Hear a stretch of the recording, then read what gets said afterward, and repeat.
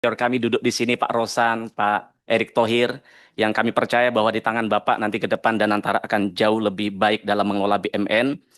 Tentu kami sampaikan terima kasih atas kerja keras Pak Rosan, Pak Erick Thohir, Pak Doni Oskaria, kemudian Pak Tiko dan semua yang hadir di sini untuk bagaimana mewujudkan cita-cita besar dari Presiden Prabowo untuk membangun kemanfaatan di tengah-tengah masyarakat.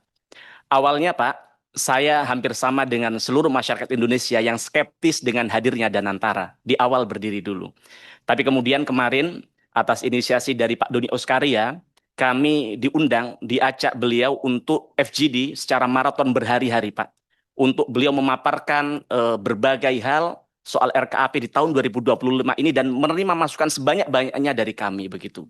Dan dari FGD itu merubah cara pandang kami soal Danantara Pak. Kami menyimak kemarin bahwa banyak sekali terobosan-terobosan dari Pak Doni Oskaria. Banyak juga ide-ide yang genuine yang kami lihat misalnya soal bagaimana penyelesaian hutang kereta cepat, Pak. Karena kalau ini tidak diselesaikan akan mengganggu akselerasi dari kereta api Indonesia yang dalam jangka panjang akan membunuh KAI yang selama ini menjadi transportasi tumpuan rakyat. Begitu juga soal restrukturisasi KUR. Begitu juga soal opsi-opsi penyelamatan terhadap BUMN-BUMN yang hari ini perlu kita selamatkan karena terkait dengan hajat hidup orang banyak dan banyak lagi yang lain yang kemudian menyadarkan kami bahwa Danantara ke depan tidak hanya hadir tapi juga memberikan energi baru bagi BUMN. Nah, tapi ada yang menarik dari salah satu kawan kami kemarin, mohon izin saya kutip di sini pernyataan Pak Sarmuji yang ini menjadi otokritik bagi kita semua bahwa sesuatu yang diusahakan oleh BUMN seringkali gagal dan merugi, Pak. Tapi kemudian kalau itu dikerjakan oleh swasta, justru untung dan sukses besar. Misalnya saja ketika pandemi COVID-19, banyak sekali industri farmasi kita kemudian tumbuh. Kami saja punya tetangga jualan masker, Pak. Hari ini berkembang pesat, bahkan dia bermigrasi ke industri yang lainnya begitu. Tapi kita lihat industri farmasi kita hari ini kita justru akan selamatkan itu karena tidak bisa optimal ketika diberikan privilege oleh pemerintah saat itu begitu. Begitu juga dengan jalan tol. Begitu juga dengan Perumnas. Bagaimana kita lihat hari ini developer-developer sukses tapi justru Perumnas dari tahun ke tahun minta bantuan pemerintah untuk penyelamatan begitu.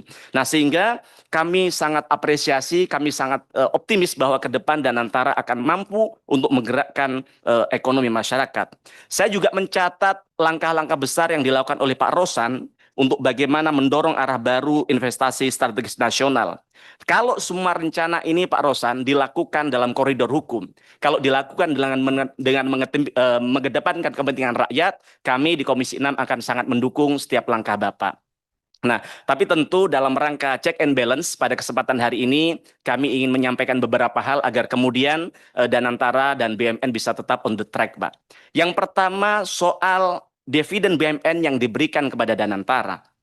Dividen BUMN adalah hak negara, hak rakyat, dan wajib dicatat dalam APBN. Nah, tapi hari ini praktik yang terjadi adalah dividen itu tidak lagi masuk ke kas negara.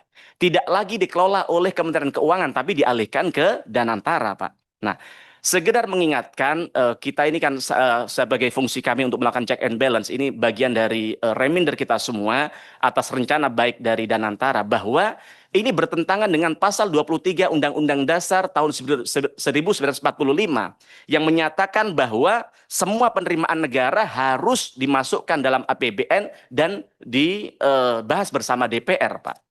Nah, tapi kabarnya ke depan Danantara tidak berkewajiban melaporkan penggunaan dividen ke DPR. Nah, maka kami bertanya, siapa ke depan yang akan melakukan check and balance terhadap semua yang dilakukan oleh Danantara, Pak?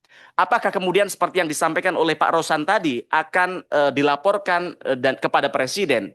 Jelas mustahil kalau setiap transaksi keuangan yang dilakukan oleh Danantara dilaporkan kepada Presiden karena Presiden urusannya sangat kompleks begitu, Pak. Nah, maka kami mengingatkan jangan sampai niat yang mulia, niat yang baik dari Danantara ini kemudian menjadikan Danantara negara dalam persoalan pengelolaan keuangan, Pak. Nah, padahal pengalihan dividen Danantara dampaknya sangat jelas. Negara hari ini kehilangan pemasukannya. Nah, Kementerian Keuangan hari ini harus memutar otak untuk bagaimana menambal defisit. Yang kemudian maka lahirlah kebijakan-kebijakan yang membuat rakyat kita hari ini keringat dingin. Bagaimana Pak Rosan melihat bahwa rakyat kita hari ini mereka jualan online di Shopee, di TikTok, di Tokopedia dipajaki, Pak. Bagaimana mereka para influencer kita, para pekerja-pekerja digital kita, semua sekarang dipajakin. Bahkan kami dengar bahwa dalam waktu dekat orang yang mendapatkan amplop di kondangan di hajatan juga akan dimintain pajak oleh pemerintah. Ini tragis. Nah, sehingga ini membuat rakyat kami hari ini cukup menjerit, yang kemudian UMKM kita juga bingung, anak-anak muda kita di daerah-daerah hari ini yang jualan toko-toko online mulai berhitung ulang, Pak.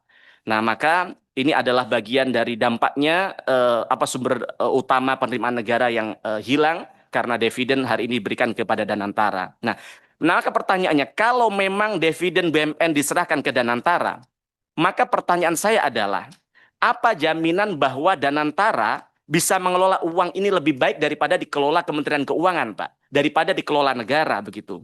Nah, kita aja bicara misalnya soal 90 triliun, Pak. 90 triliun kalau diberikan beras, Pak, Masya Allah, itu dapat menghidupin rakyat kita yang kelaparan di desa-desa. 90 triliun kalau dibuat untuk meningkatkan pendidikan rakyat, maka akan meningkatkan kualitas sekolah-sekolah kita.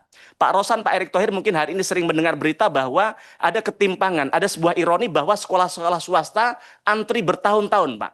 Tapi justru di sekolah-sekolah negeri, Pak Rosan, hari ini yang daftar hanya 1 siswa, yang kemudian memaksa sekolah untuk menutup sekolahnya. Karena apa? Karena kualitasnya menurun.